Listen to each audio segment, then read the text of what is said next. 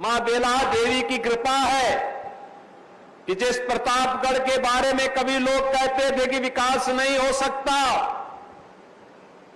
उस प्रतापगढ़ में one district one product में आंवला और आंवला का उत्पाद आज देश और दुनिया के कोने कोने में पहुंच रहा है। जिस प्रतापगढ़ के बारे में लोग कहते थे विकास नहीं हो सकता, उस प्रतापगढ़ में आज बोधिसत्व सोनेलाल पटेल जी के नाम पर मेडिकल कॉलेज का निर्माण कार्य पूरा हो गया है और लगातार वह प्रगति के पथ पर अग्रसर हो रहा है।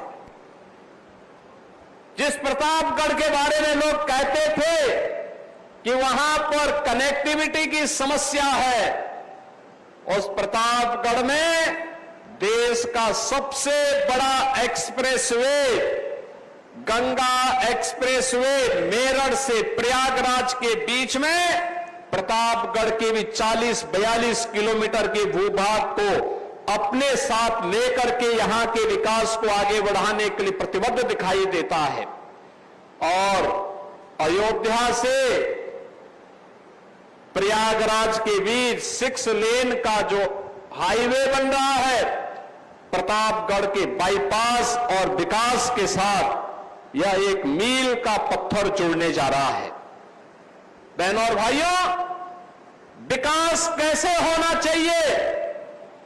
यहां का मेडिकल कॉलेज, यहां पर बेला देवी के मंदिर के पर्यटन विकास का कार्यक्रम, यहां पे अंदर चल रहे हाईवे के कार्यक्रम, यहां पर स्वास्थ्य के लिए, शिक्षा के लिए, सड़कों के लिए, यहां के उद्यमियों के लिए और नौ उद्यमियों के लिए जिन कार्यक्रमों की आज घोषणा हो रही है और जिन कार्यक्रमों को हम आगे बढ़ा रहे हैं, यही विकास होता है। इसी को ही विकास कहते हैं, जिसका मूर्त रूप आज देखने को मिल रहा है। और इसीलिए आज मैं एक बार फिर से प्रतापगढ़ के अंदर आया हूं, उन सभी पूर्वजों का स्मरण करने के लिए जिनके पसीने से प्रतापगढ़ में आंवला जैसा औषधीय अमृत फल इन्होंने दुनिया के सामने प्रस्तुत करके उसे अपने साथ जोड़ने का काम किया।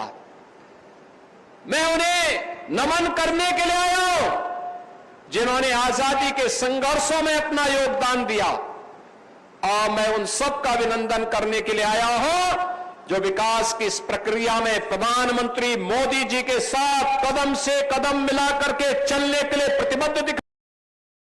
याद करिए, पिछली सरकारों ने एक जनपद एक माफिया दिया था। वह माफिया लूटता था, शोषण करता था, विकास की योजनाओं में डकैती डालता था, गरीबों के हकों को छीनता था, बेटी और व्यापारी की सुरक्षा के लिए खतरा पैदा करता था। खनन माफिया के नाम पर, भू माफिया के नाम पर, वन माफिया के नाम पर, पशु माफिया के नाम पर, बालू माफिया के नाम पर तबाही मचाता था। लेकिन ये डबल इंजन की सरकार प्रधानमंत्री मोदी जी के नेतृत्व में माफिया संस्कृति को, गुंडा संस्कृति को, दंगों की संस्कृति को समाप्त करके वन डिस्ट्रिक्ट वन प्रोडक्ट भी देता है और one district one medical college भी देता है, जिसका प्रतापगढ़ एक उत्तर प्रदेश सरकार ने माफिया मुक्त, दंगा मुक्त, गुंडागर्दी से मुक्त प्रदेश की बात कही नहीं, बल्कि इसको करके दिखाया है। और आज मैं फिर से कहने के लिए आया हूं, बेटी और व्यापारी की सुरक्षा पर अगर किसी ने सेंध डाला तो उसको ध्यान रखना होगा कि अगले चौराहे पर कोई यमराज उसका इंतजार कर रहा होगा, उससे कम पे कोई बात नहीं करेगा। इसलिए बेटी की इज्जत पर हाथ मत डालना, तुरंत अगले चौराहे पर फिर उसका काम तमाम होने वाला है।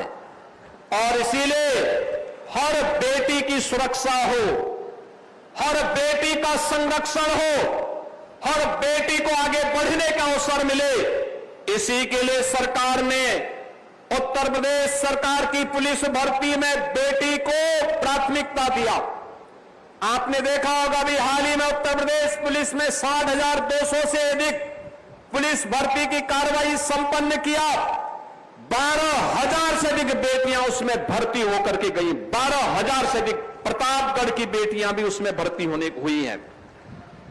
अभी कल ही हमने एक नियुक्ति पत्र वितरण का कार्यक्रम किया। 2437 पुलिस आपके महिला और बाल विकास में मुख्य सेविकाओं की भर्ती हुई। अधीनस्थ सेवा चयन आयोग के माध्यम से। आप आश्चर्य करेंगे, ये 2437 में से 2425 में केवल बेटियां भर्ती हुई हैं। बेटियां भर्ती हुई हैं। बहनों और भाइयों, ये बेटियों को सशक्त करने की दिशा में, स्वावलंबी बनाने की दिशा में, उनकी सुरक्षा का बेहतर माहौल बने, इसके लिए बेटी बचाओ बेटी पढ़ाओ का कार्यक्रम हो, मातृवंदना का कार्यक्रम हो, कन्या सुमंगला योजना का कार्यक्रम हो, या फिर जीवन के प्रत्येक क्षेत्र में बेटी के जन्म से लेकर के बेटी के स्नातक तक के अध्ययन के लिए उचित अवसर प्रदान करना। शादी योग्य बेटी हो गई है तो प्रदेश सरकार मुख्यमंत्री सामूहिक विवाह योजना के माध्यम से बेटी की शादी के लिए 1 लाख रुपए का अनुदान उत्तर प्रदेश सरकार उपलब्ध करवा रही है। प्रदेश के अंदर आपने देखा होगा पिछले 10 वर्ष के अंदर, 11 वर्ष के अंदर प्रधानमंत्री मोदी जी के नेतृत्व में देश के अंदर जो परिवर्तन आया है, वो परिवर्तन बिना भेदभाव के शासन की योजना का लाभ प्रत्येक गांव को, प्रत्येक गरीब को, प्रत्येक नौजवान को बिना भेदभाव के उपलब्ध करवाने का कार्य हो रहा है। इन योजनाओं का परिणाम क्या है? योजनाओं का परिणाम है कि आज संतुष्टिकरण का लेवल बढ़ा है। संतुष्टिकरण का लेवल बढ़ा है और संतुष्टिकरण के लेवल बढ़ने से, सुरक्षा की व्यवस्था पुख्ता होने से, व्यापार बढ़ने से, विकास होने से विपक्ष बौखला गया है। विपक्ष बौखला गया है। ये कांग्रेस हो या समाजवादी पार्टी या बहुजन समाज पार्टी, बहनों और भाइयों, ये वही लोग हैं जब इन्हें सत्ता में आने का अवसर प्राप्त हुआ था, इन्होंने गुंडागर्दी का पराकाष्ठा की थी। हर जिले में माफिया पाले थे। जनता के विकास के लिए आने वाले पैसे में ये लोग लूट खसोट करते थे। गरीबों के लिए मिलने वाली योजनाओं में ये लोग डकैती डालते थे। विकास के कार्यक्रमों के लिए कोई पैसा नहीं आने देते थे और जब भी सत्ता में आते थे अपने परिवार के द्वारा लूट खसोट करवा करके अराजकता का एक नया तांडव करने का कार्य करते थे।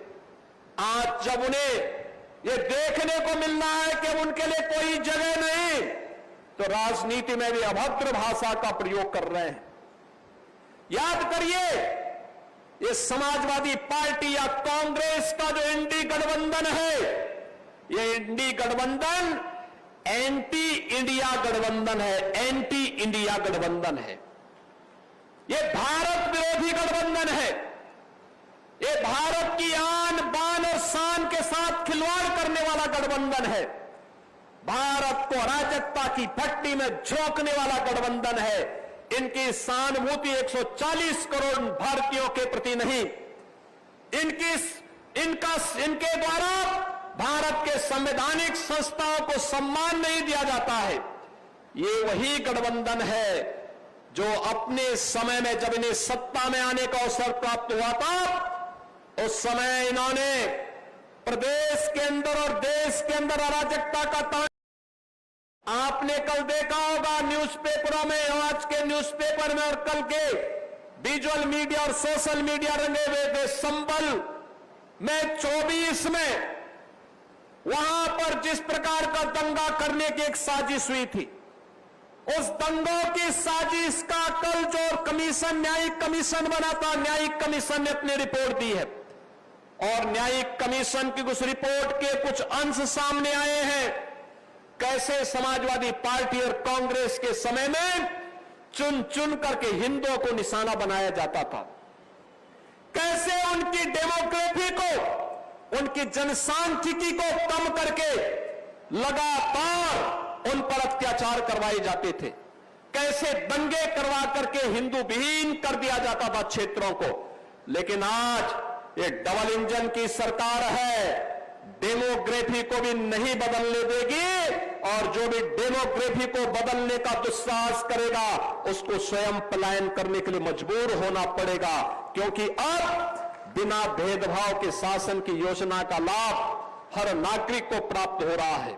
अब तुष्टीकरण नहीं, संतुष्टीकरण के माध्यम से सशक्तिकरण की तरफ हम लोग आगे बढ़ रहे हैं।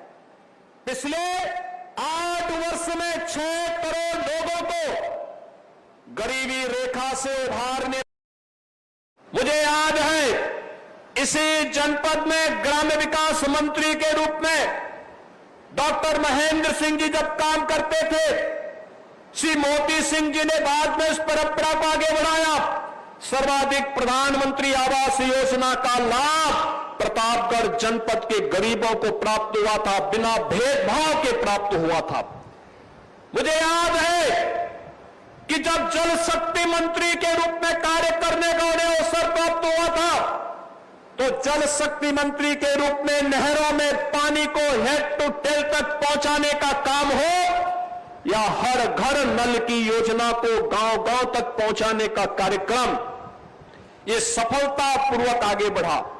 आज जब हर गरीब को पेयजल के लिए शुद्ध पानी उपलब्ध हो रहा है, हर खेत को पानी उपलब्ध किया जा रहा है, हर नौजवान के लिए रोजगार की सुविधा उपलब्ध करवाई जा रही है, हर गरीब को शासन की योजना में बिना भेदभाव के भागीदार बनाया जा रहा है, तो समाजवादी पार्टी और कांग्रेस को इससे सबसे ज्यादा पीड़ा हो रही है, क्योंकि इन्होंने अपने समय में कुछ नहीं किया और इसीलिए अभद्र भाषा का प्रयोग करके राजनीतिक मर्यादा को इन्होंने तार तार करने का काम किया है। इन लोगों को समझना चाहिए, भारत के प्रधानमंत्री मोदी जी दुनिया के सबसे लोकप्रिय नेता हैं और प्रधानमंत्री मोदी जी के प्रति अब शब्दों का प्रयोग करने का मतलब सूरज पे थूकने जैसा है। ये थूक इनके ऊपर आ रहा है, जनता जनार्दन इनके कृत्यों पर कहीं ना कहीं उसकी निंदा कर रही है, अपने को अपमानित महसूस कर रही है। 140 करोड़ भारतवासी अपने आप को अपमानित महसूस कर रहे हैं।